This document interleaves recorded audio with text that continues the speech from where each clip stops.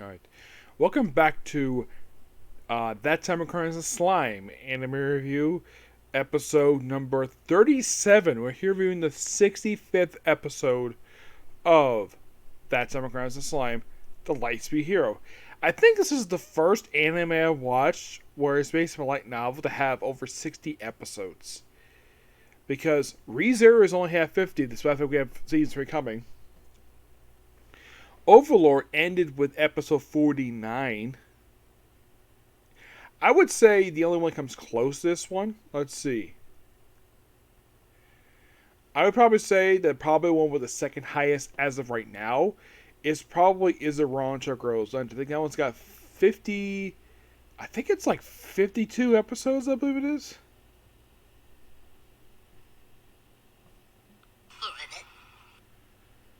Yeah, I believe it's like 52 episodes. So, this one they adapt pretty much the epilogue from book number 8 of That Synchronized Slime, along with the prologue and part of the first chapter. Basically the first, 9.25 pages of chapter 1. So simply put, it's a lot of setup for the very next episode, which is not going to air this week, it's going to air the following week. I should announce, basically, I am not planning on reviewing next episode, because it's a recap episode.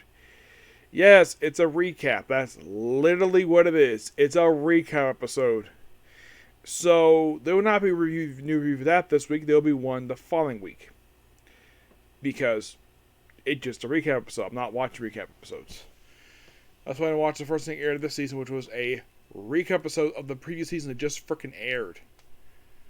Yes. So, we started reintroducing everybody to the pasta. I think his name is, Melger, I think his name is. The one who's, what is his name here? They had one final meeting for the actual, they introduced him to, Melajami, who's up organizing a festival and may possibly become the Minister of Finance. Guard Maladro.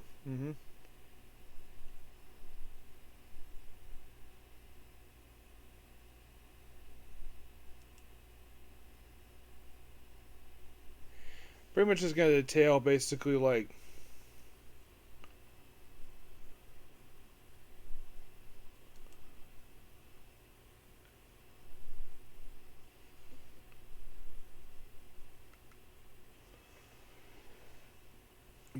in a way it's going to entail there's the E, meeting people, that sort of thing. That's some suggestions to around, very good ones. And then they mentioned, that the count they're investigating, he has been arrested because the connection to this organization known as, if I can find it here,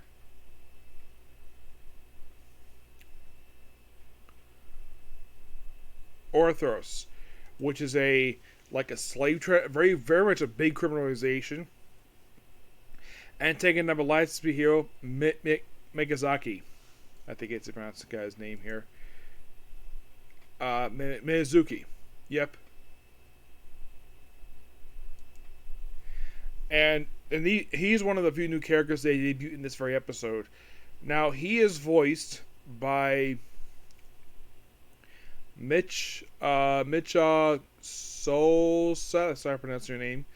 Yeah, he is pretty much basically the voice of him. Whereas they introduced 3 other people. The first person introduced is there's Jen Frall, who's voiced by Patrick Stoltz.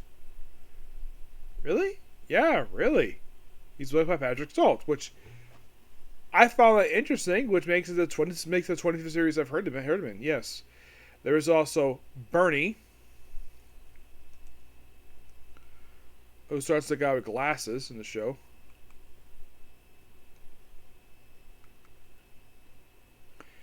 And there's also Juwa.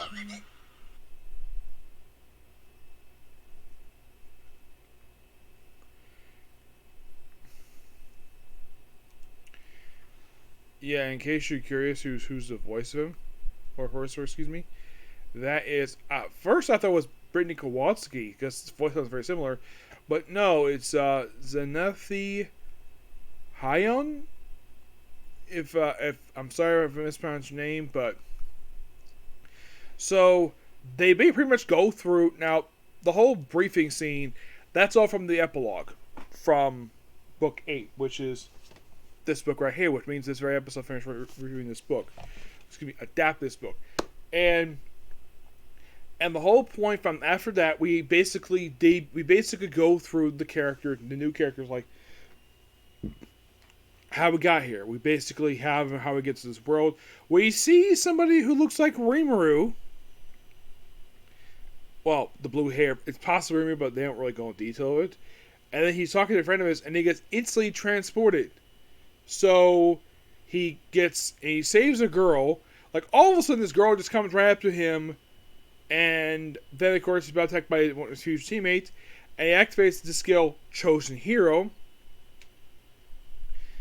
And he basically stops him. He becomes subordinate. And his reputation growing. He basically recruits Bernie. And then Martha joins his team too.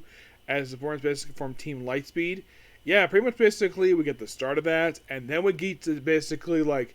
So... He meets up with Yuki, who's also Otherworlder as well. It's like, oh yeah, they refer to him as being isekai, which I think this is the first time that term has ever been used in an anime. Now, in terms of dialogue, that's the first time. Because I've never heard of that term inside of an anime, because normally that term is associated with the actual series itself. It's an isekai. But not where the character's an isekai. Where you have a character saying he's isekai. Usually it's like, oh, you've been transported from another world. That's usually a line I hear. That even the dub, they even say, both dub and sub.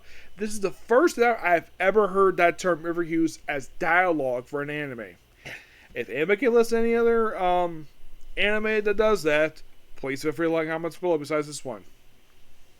So he's given a task to shut down this slave trade organization going in this one country with possible headquarters is.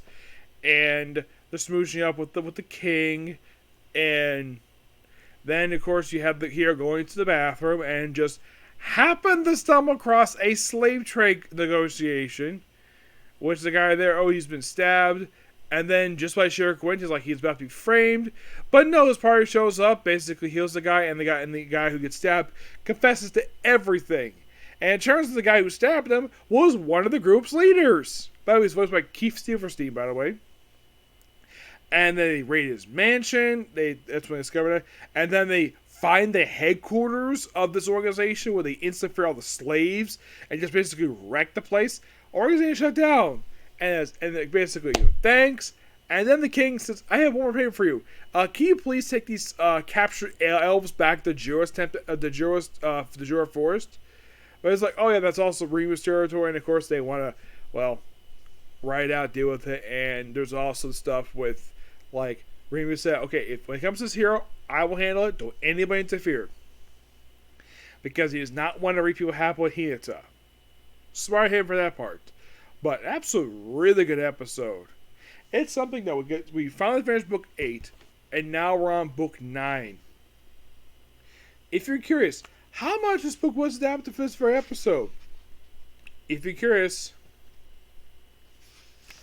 it was roughly that much. That's how much was adapted. Roughly about...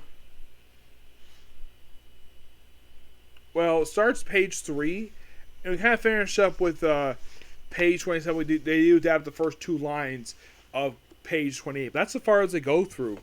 If you're curious, how long is the epilogue in book 8? If you're really curious, like, how long is it? Here's how long it is. It is that much. So you're like, wow, this anime didn't cover very much. Yeah, it kind of didn't, but absolute great episode. Loved it. Came up for the next episode, which not aired this week, but the following week. Gives me a go off this one. But Fatal Frame will be back on Thursday, hopefully. Yep. Excuse me. But as of now, next week is free, but hopefully I can get a lot. There's a possible stream I'll be doing today, but I don't know what time it's going to be. I've not been informed about it. But, so, next anime basically we'll be watching will be the penultimate episode of Miss New Academy Season 2. Next up, we have a comic corner, and that's a Mississippi Academy. Okay, next view. Bye.